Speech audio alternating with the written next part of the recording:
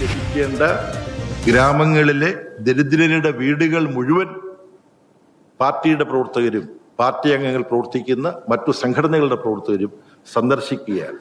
ഇപ്പൊ വീട് കയറുന്ന ഒരു പ്രത്യേക പരിപാടി കേരളത്തിൽ ഇപ്പോൾ സംഘടിപ്പിക്കപ്പെട്ടത് നിങ്ങളുടെ ശ്രദ്ധയിൽപ്പെട്ടിട്ടുണ്ടാവും. പക്ഷേ ഇന്ത്യയിൽ പാർട്ടി എവിടെല്ലാം പ്രവർത്തിക്കുന്നുവോ അവിടങ്ങളിലെല്ലാം പാവപ്പെട്ടവരുടെ വീടുകളിലെത്തി എങ്ങനെയാണ് ഈ തൊഴിലുറപ്പ് പദ്ധതി ഉന്മൂലനം ചെയ്യുന്ന നരേന്ദ്രമോദി ഗവൺമെന്റിന്റെ നീക്കം ഗ്രാമീണ ദരിദ്ര ജനതയുടെ ജീവിതത്തെ നഗ്നമായി കടന്നാക്രമിക്കുന്ന ഒരു പ്രവർത്തനമാണ്.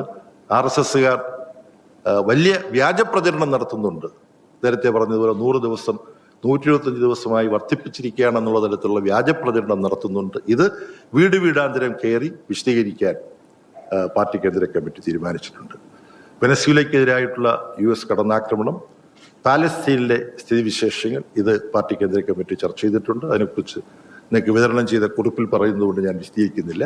ഈ 2 വിഷയങ്ങളിലും കേന്ദ്ര ഗവൺമെന്റ് എടുക്കുന്ന സമീപനം അപമാനകരമാണ്. ചേരിചേരാ പ്രസ്ഥാനത്തിന്റെ നേതൃത്വ പദവി ഉണ്ടായിരുന്ന രാജ്യമാണ് ഇന്ത്യ.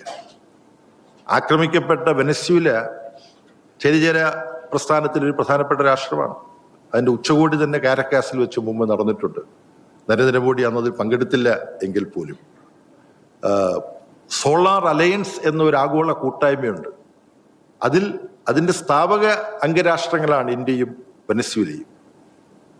അതിനു പുറമെ കേന്ദ്ര ഗവൺമെന്റിന്റെ ONGC വിദേശ് എന്ന് പറയുന്ന സ്ഥാപനം വെനസ്വേലയുമായി എണ്ണ മേഖലയിൽ സഹകരിച്ച് പ്രവർത്തിക്കുന്നുണ്ട്. ഇതൊക്കെയാണ് വസ്തുതകൾ. നഗ്നമായ ഒരു ആക്രമണം ഒരു രാഷ്ട്രത്തിന് നേരെ ലോകത്തിന്റെ കൺമുമ്പിൽ നടക്കുക, രാഷ്ട്രത്തലവനെ പിടിച്ചുകൊണ്ട് പോവുക. അപ്പൊ ആഗോള കുറ്റകൃത്യമാണ്, UN ചാർട്ടറിന്റെ ലംഘനമാണ്, ആഗോള നിയമങ്ങളുടെ ലംഘനമാണ്. ഇന്ത്യയെപ്പോലൊരു രാജ്യം അതിനെ അപലപിക്കാതിരിക്കുക എന്ന് പറയുന്നത് മഹത്തായ നമ്മുടെ രാജ്യത്തിന്റെ ചേരിചേരാ പൂർണ്ണമായി ഉപേക്ഷിക്കുന്നതിന് തുല്യമാണ്.